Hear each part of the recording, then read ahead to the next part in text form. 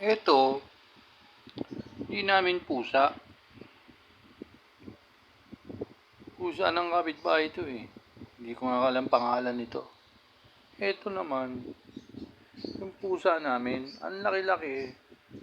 Hindi man lang yung nabugaw yung ibang pusa. Bakit ganitong pusa ito? Laman lang. Nahiyang kainin yung pagkain nila. At ayun pa, hindi naman namin pusa. Kung naiuulam lang ang pusa, siguro ang dami na naming nakain na pusa. Grabe, ang kakapal naman ng mukha nito. No? Tapos pag gutom, sisigawan ka pa. Ano ba nangyayari sa atin? Ayun, nahiya pa siya, oh. Nahiya pa, oh. Kapal ng mukha mo, eh. Hiya ka pa.